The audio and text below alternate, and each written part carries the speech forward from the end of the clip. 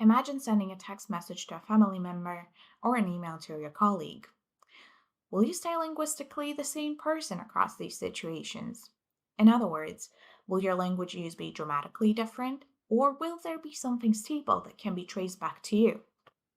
I can feel you thinking, okay, that's interesting at all, but how is this important?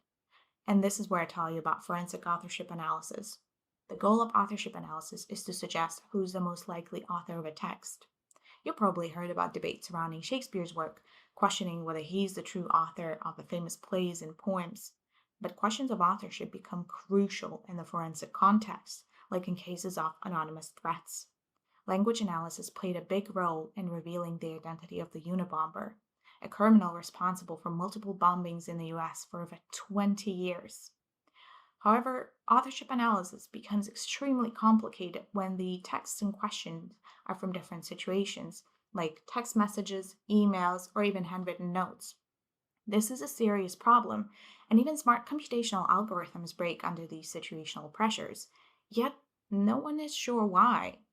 This is exactly what I'm trying to change.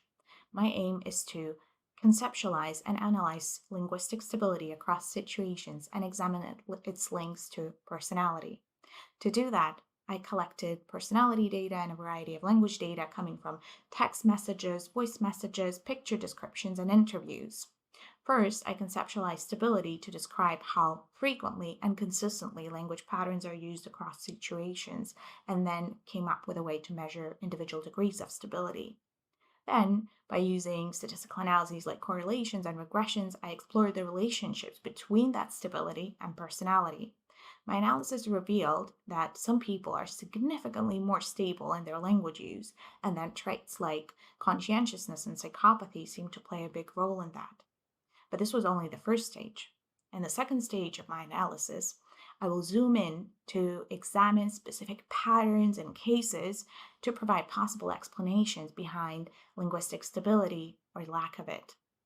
This type of knowledge is missing, but much needed. Perhaps knowing whether Shakespeare really wrote this particular play is not a matter of life and death. But if you or your loved one were a victim in a case with language evidence playing an important role, I'm sure you'd like the analysis of the evidence to be as foolproof as possible and based on rigorous science. Like a good linguistic detective, I see that some important parts of the authorship analysis puzzle are still missing, and that's why my PhD project is trying to improve the delivery of justice through insights which can advance the quality of authorship analysis, particularly in high stakes situations.